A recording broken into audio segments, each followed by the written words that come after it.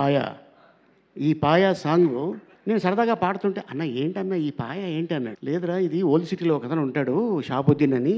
అతను ఒక పాట పాడాడు. అది ఎందుకో సరదాగా పాడుతూ ఉంటాను నేనంటే, ఇది హిందీలో ఫలానా జార్జ్ బుష్ ఆయా, హైదరాబాద్‌కు ఆయా, పాయా, ఖాయా, గాయా అని ఇలాగ పాడుతుంటే, "అన్న అతను ఉన్నాడా?" అన్నాడు. "అరే ఉన్నాడురా బాబు" అని చెప్పి ఇమ్మీడియట్‌గా అతన్ని పిలిచి హిందీ పాటని తెలుగులో తను దగ్గరుండి రాయించి, తెలంగాణ యాసలో, భాషలో అండ్ మ్యూజిక్కు భోలే తను మ్యూజిక్ చేసి ఈ పాట చేసిన తర్వాత, "అన్న దీన్ని ఎవరిని పెడితే బాగుంటుంది అని తను సడన్గా ఫోన్ చేసి, "అన్న బండ్ల గణేష్ అయితే ఎలా ఉంటుంది?" అన్నాడు.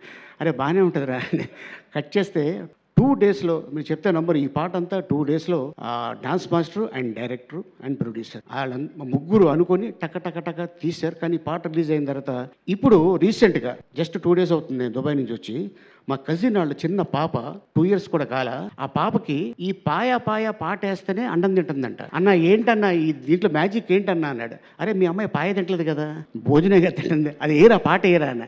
ఎస్. సో అట్టాగే మొన్న రిలీజ్ అయిన సినిమా మనశంకర వరప్రసాద్ మీసాల పిల్ల, అసలు అది మామూలు విషయం కాదు. మీసాల పిల్ల అంటే ఇలాగే ఉంటారు. ఎస్.